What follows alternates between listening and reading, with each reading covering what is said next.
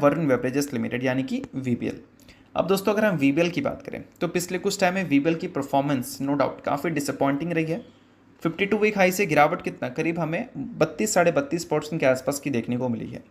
और इस पीरियड में अगर कंपनी के वैल्यूएशंस की बात करें तो एक टाइम पे कंपनी 100 की पी पे देखने को मिलती थी और अभी के टाइम पे 60 से भी नीचे की पी पे आपको देखने को मिल रही है। इनफैक्ट इसका पिछले 5 साल का जो मीडियन पी है वो 66.5 का है और इसका करंट पी उससे भी नीचे है। तो वैल्यूएशंस इतना ज़्यादा क्यों टूट रहा है? कंपनी के नंबर्स हमें ख़राब देखने को मिले हैं? नहीं। तो फिर वैल्यूएशंस क्यों टूट रहे हैं? तो देखो वैल्यूएशन टूटने का सबसे बड़ा रीज़न अगर देखा जाए तो वो ये कंपनी है कैंपा कोला। और कैंपा कोला की तरफ से रिसेंटली एक अनाउंसमेंट हमें सुनने को मिली। कैंपा कोला या फिर आप रिलायंस बोल सकते हो कि 8,000 करोड़ रुपए तक वो इन्वेस्ट करने वाले हैं अगले 1.5 साल के लिए। अगले 1.5 साल में जो इन्वेस्ट वो 8,000 करोड़ रुपए करेंगे, वो क्यों करेंगे भाई? क्योंकि उनको काफ़ी सारे बोल सकते हैं फैसिलिटी सेटअप करनी है, अपने प्रोडक्शंस को इंक्रीज़ करनी है। तो इन सारी चीज़ों की वजह से एक चीज़ तो क्लियर हो गया कि कॉम्पिटिशन्स यहाँ पर बढ़ता हुआ दिख रहा है। और कंपटीशन जब बढ़ता है तो उस केस में क्या है कि जो एग्जिस्टिंग प्लेयर्स हैं उनके मार्केट शेयर ट्रिम होने का खतरा रहता है।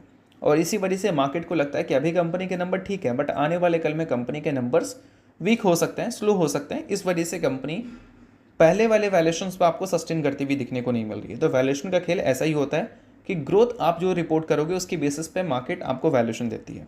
अच्छा ग्रोथ तो अच्छा वैल्यूएशन, और ग्रोथ में अगर स्लो डाउन आने की एक्सपेक्टेशन है तो वैल्यूएशन भी टूटता है।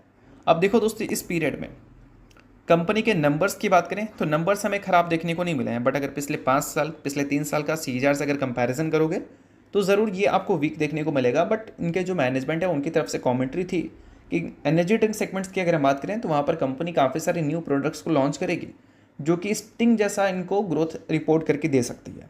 अभी तक तो कंपनी ने वैसा कुछ अनाउंसमेंट किया नहीं है कि ये प्रोडक्ट कंपनी ला रही है या फिर वो ला रही है, बट ठीक है देखते हैं कि आगे चलकर वो सारी चीज़ें हमें देखने को मिलती है नहीं।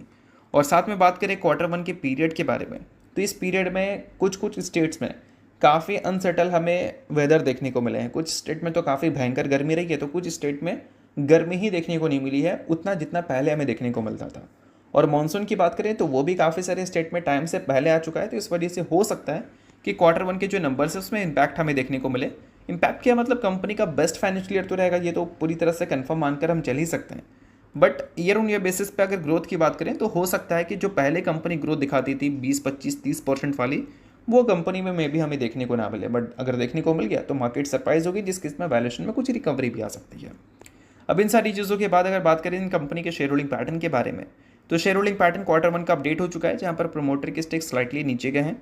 शॉकिंग बात नहीं है क्योंकि ई शॉप्स के जरिए कंपनी के प्रोमोटर के स्टेक हमेशा लगातार नीचे जाते हुए दिखे हमें एक लंबे पीरियड में भी।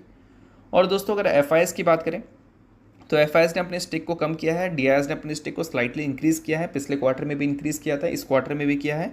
और पब्लिक स्टेक भी स्लाइटली हमें पिछले क्वार्टर में भी बढ़ते हुए देखने को मिले थे और इस क्वार्टर में भी बढ़ते हुए देखने को मिल रहे हैं। तो ये सारी कुछ चीज़ें हैं जो कि वीबीएल से रिलेटेड हमें देखने को मिल रही हैं। बाकी कंपनी के जो नंबर्स आएंगे उसके बाद हमें और भी काफ़ी सारी चीज़ें आती हुई देखने को मिलेंगी जो कि और भी काफ़ी चीज़ें क्लियर करती हुई नजर आएंगी कि आगे चलकर वीबीएल का ग्रोथ रेट हमें कैसा देखने को मिल सकता है।